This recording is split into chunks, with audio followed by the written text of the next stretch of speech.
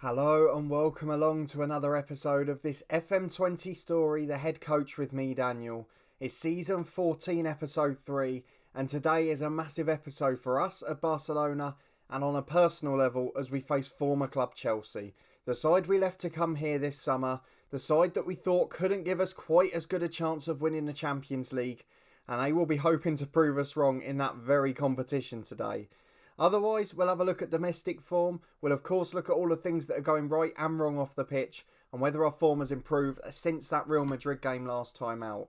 So if you are looking forward to this episode and a big reunion with Chelsea, please do put a thumbs up on the video. If you've missed any of the Barcelona story so far or any of the Chelsea stint last season too, you can catch up from the very beginning of it in the eye above.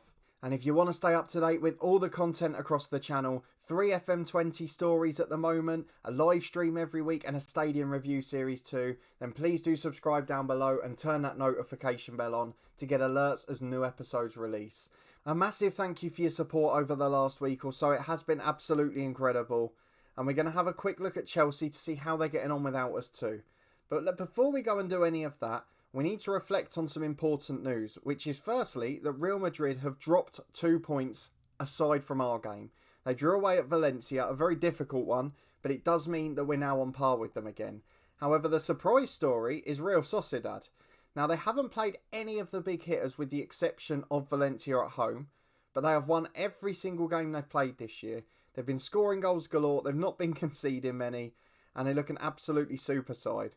So a team that were predicted to finish 6th at the start of the season, and at the moment, they look like they're title contenders. They've got Brandon Williams, the United youngster, who's now an experienced pro in game, and a few other players you may recognise, namely Achraf Hakimi, who we had at Chelsea last year. He's on loan here this season, and a couple of other experienced pros, but it is largely a squad in their peak, and that is filled with regens. So we've got to say fair play to them, and hope that at some point they fall away, or we're in big trouble.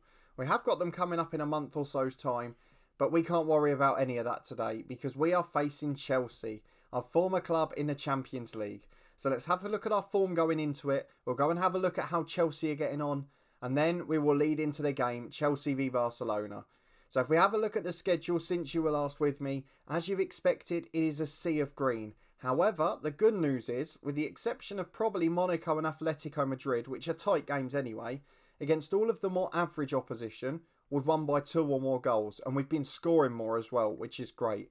So away to Monaco, we did win 1-0. Myron Boadu played off the left wing, and he got the goal in that one. A 2-0 win at Valladolid. I've probably pronounced that wrong again. Mastonov getting a brace late on, which has started a real good run for him. Away at Zaragoza, we managed to get 3 goals this time. Sancho, Mastonov and Florentino Luis. Before a 5-0 win at home to rivals Espanyol. A hat-trick for Mastonov and Sancho and Alves with a goal apiece. Tactical changes really suiting Mastonov and Sancho. We'll talk a bit about those in a minute. At home to Salzburg in the Champions League, we rested nearly everyone. Still came out comfortable 3-1 winners. Esposito, Boadu and Todibo with the goals. And unfortunately, a serious injury for Ruben Vinagre. Into October though, a crucial 1-0 win against Atletico Madrid. Mastonov with the first half goal, pouncing on a mistake to get us the victory. And then away at Atletico Pamplona, it was Alves and Esposito in the 90th minute, wrapping up a comfortable 2-0 win. So away at Chelsea today, we are only missing Ruben Vinagre. They're only missing their backup keeper, Humberto Perez. And as we go into the match, we're on 6 points in the Champions League. Chelsea stuck down on 3. Now what that means with 2 games played, given the fact that we beat Salzburg, means they must have beaten Chelsea. So that's a very interesting moment. Chelsea are top of the Premier League, so they're doing as well as they were under us last season. But they did lose that Salzburg game pretty comfortably, despite putting out the first team. So I'm really intrigued by that. And it looks like they might be playing a back 3. Is that the same in the league? I think they are, you know. I'm pretty sure they're playing a back 3, wing backs. A midfield 2, 2 wingers and 1 up front. So the old Antonio Conte 3-4-3. If we have a look at their tactic, they certainly are. And they've got a very good team to do it. But Will Miller seems to be on the bench at the moment. That is a bit of a surprise. If we go and have a look at the Chelsea league table though, in the Premier League, they are top of the pile. They've got the best goal difference and they're joint top with Tottenham. And it seems like they're going to have a very good season. I mean, the games they've lost are pretty surprising ones. They're conceding a few more goals across the board, but they are scoring in hatfuls. and that gives them a real cutting edge going into this game. So I'm not sure still if we've made the right decision or not in leaving Chelsea for Barcelona. What I am surprised about is Will Miller not getting games and the fact that we are now in brilliant form. So let's have a look at the tactical changes that have made that happen. And essentially what I've done is tried to give up with the Chelsea style in terms of individual roles, and I've put people in their best positions. So Sancho's best role on that left wing is an advanced playmaker on attack, so I've done it. And then Almada is an attacking midfielder on attack, and it seems to have suited us a bit better. Mastanov's been chosen as the starting striker, and he seems to be repaying us. Esposito settling for a place on the bench and scoring goals when he's called upon. And we just seem to have found a settled team, so I'm quite happy with where we are at the moment. Other than that, there's no real rocket science. We're more attacking. We're trying to play out from the back still. We're trying to play at a quicker tempo still. We've stopped the offside trap, which has made a massive difference. And going forward, we look a different animal. So going into today's game, I'm more confident than ever that we've got a chance against Chelsea. However, this is probably up there with Real Madrid as our toughest game of the season. So it's going to be easier said than done to get a result in this one. And that is amplified by the fact that Chelsea are in very good form. They've got Dave Mackay in charge, who took over from us. He was at Leicester. He's actually had a bit of a run-of-the-mill career. Although saying that, ours looks pretty similar going down. Leicester, Aberdeen, Birmingham, Hamilton, Grimsby, Hibernian and Dundee. Where was he at the start of the game? He was a coach at Dundee. And if you look at his attributes, for 155 grand a week, he doesn't look great, but he seems to be doing a good job with them. So who are we to argue? What we do have to hope is that our experience as a very experienced coach will pay dividends here, because we're earning a tiny bit more. Our track record for the last 4 clubs at least, or 5 if you include Ireland as the national job, are much bigger. And we seem to have generally better attributes as well, particularly on the mentality side. We're a great motivator and we've got good man management, and that's what I'd pride myself on. We've still got 3 years on this contract and we've got plenty of opportunities. So this, to make it our last club, needs to be a La Liga success and a Champions League success. I'm giving myself 2 years to do it, and this sort of game is going to be crucial in getting there. So our 11 for today, Chelsea v Barcelona, is as follows, and is our strongest possible 11.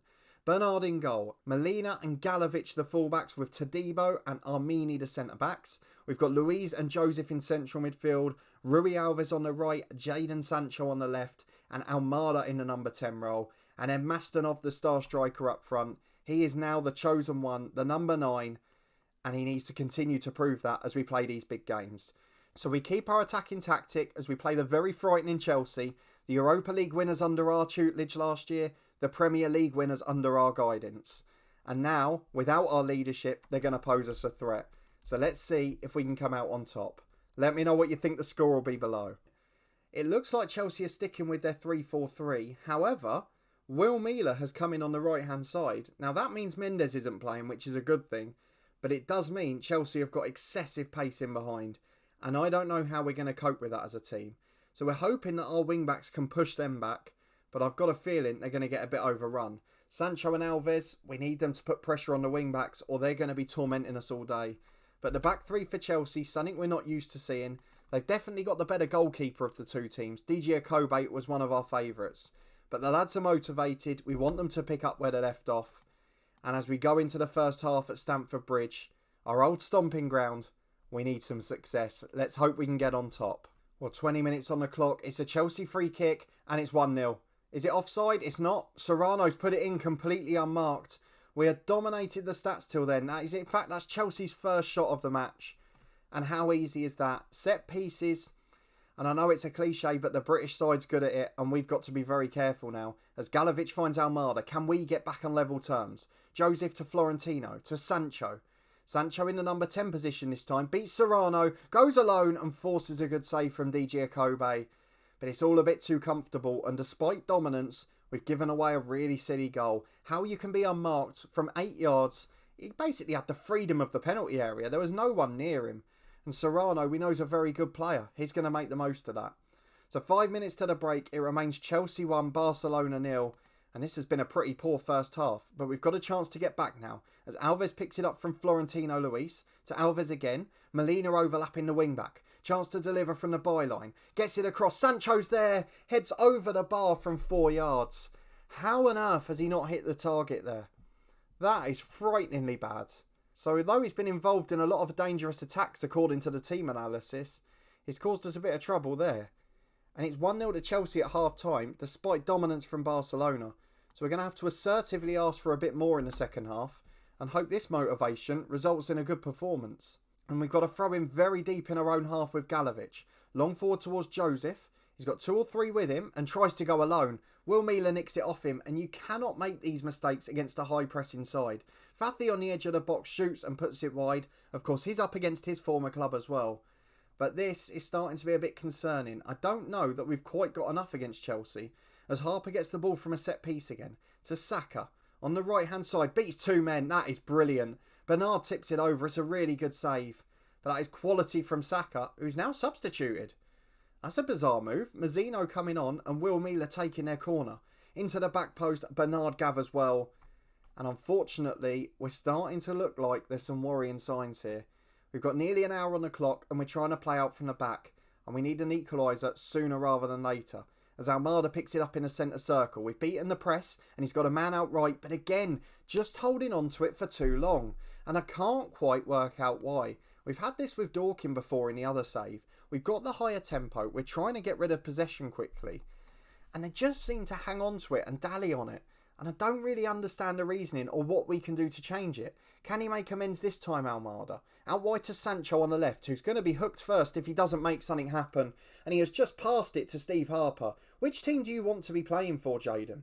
It's out to Mila on the right, who skinned 3 people, into the box, into Angerin, and thankfully his header straight at Bernard. But Jadon Sancho is going to be off after that. We've got a bruised foot to Mastanov, so I'm going to have to bring Esposito on, and Babadu will come on left wing as an inside forward. We don't really have a natural replacement out there, bar Ledesma, who's not good enough to get in the squad. So they're the 2 changes, an hour on the clock, and it's still Chelsea 1, Barcelona 0, and arguably, the home side have been a bit better in the second half. We're really struggling to get a foothold here. And with 20 minutes left, I don't actually know what the final change should be. Dan Joseph is struggling, so do we get Vidal on? I think that's the best option. We would have brought Vinagre on looking at Galovic, but I don't have the option. On the right wing, I can't take Alves off. He's the one who's making things happen this year. But we've got a free kick with Almada, and this has to be resulting in a goal. And it's fallen for Alves, who puts in. DG Akobe got nowhere near it. Mila didn't mark well at the back stick. And Rui Alves from 5 yards volleys it into the back of the net. And it is Chelsea 1, Barcelona 1. A very good result as it stands. Though Henderson's playing out to Angerin at the back. Finds Abdallah. And now Henderson. All of these players that we knew and loved so well last season. Al-Jahani back to the keeper. The high press is on. And they're trying to play out with this back 3. But they can't get past the defence. And look at them being forced back. We're harrying them all over. But they beat it. And Serrano finds Mendes the substitute. And now we're in a world of trouble. Into Angerin in the centre circle. Trying to switch it quickly. And Harper does just that. Out to Mazzino on the left. He's been pressured, but he's found Angerin. Fathy, Gross. Fathy again. On the edge for Mazzino overlapping. Into Zenet Gross. I nearly said Pascal Gross there. I've no idea why. But Zenet Gross has put it in for 2-1. And no quicker have we got level than we've thrown it away again. It is Molina on the right to Almada, and this is becoming a tough day at the office. Esposito down for Alves though, and Rui Alves. That is why I didn't want to take him off. 2 goals in 10 minutes for the Portuguese winger. And it is now Chelsea 2, Barcelona 2. This game has come to life. Where on earth has it come from? Just over 5 minutes remaining, and we've got to make sure we hang on to this. So I'm actually tempted, as we get to 5 minutes added on, to just go a bit more defensive. We'll go to balanced. We'll drop that defensive line very slightly, even though there's slightly slower players on for Chelsea. And is there anything else we want to do there? Maybe drop the tempo slightly? But has that really helped us? I just don't know. We'll leave it at that for now. 5 minutes of stoppage time to go, and a draw would be a fabulous result. And a draw is the result we've managed to get. Zenet Gross and Emilio Serrano, 2 of last year's heroes, putting us to the sword. But Rui Alves with a late brace. We kept him on despite poor performance, and he repaid us with 2 brilliant finishes. A wonderful display and a wonderful game of football. And maybe we're proved right. If we win the return leg at home, it shows that we were probably right to leave Chelsea for Barca. And considering they lost at Salzburg, maybe they're not even going to get through. We've got 800 grand for the draw. Rui Alves is going to get plenty of praise. Struggling physically, but when he plays, he is absolute dynamite. We'll go through the press conference very quickly. Only a short one this time. And we have got a lot to ponder here with Barcelona because there are plenty of promising signs moving forward, but there's still that little bit of nagging doubt defensively. But if we have a look generally, things are improving quite nicely. The team cohesion is now very good. The managerial support is excellent. The dressing room atmosphere is almost perfect. The only slight issue is that the top influences include Esposito, who is surely going to be unhappy soon because I've dropped him out the first team. Tadebo's unhappy. I can't remember why. Unhappy at the sale of a club legend, but it was a fellow Frenchman, so I kind of get it. And Jadon Sancho unhappy that the director of football didn't get another English speaker in. So that's a bit of a worry for us. Hopefully, if one of those does go, Rui Alves will step up, Armini might step up, and we've got some real good characters here to lead the squad. But as it stands, there's still a little bit of work to be done. If we have a look at what's gone on off the pitch, we have had a few additions, and one of them is absolutely crucial. And that man is Technical Director Daniel Krieke, I believe it is. 22,500 a week, a young Technical Director, and look at his attributes. 2020, 2020, 2020. That is exactly what we want to see. He is perfect at this, and I tell you what, he might want my job afterwards because he looks very good at it potentially. Not great working with youngsters, but aside from that, he is possibly the most perfect technical director you could ask for. So although we were a bit disappointed last time at the quiet end to the transfer window in terms of playing staff, there are a couple of little bits going on off the pitch, a couple of additions to the youth setup, and we just need to get a few more coaches in to improve this lot. But otherwise, I'm fairly happy with where we are. We're in the title race, and if we can be there in January and then get one or two additions, I think we can start to look more positively at the future. But that seems a long way away at the moment, and we've got a lot of business to take care of first. So what we're going to do now is skip ahead for the rest of these games before the international break, play the return leg against Chelsea, Getafe, Monaco, and we will be back to face the current leaders, Real Sociedad, and then we'll turn it into a double header with the home game against Valencia straight after. Two of the top six, two of the sides expected to be in and around us, so we might as well test ourselves in La Liga. Are we going to be able to compete, and can we keep that super form going? So if you want to find out and you did enjoy this episode, please do put a thumbs up on the video.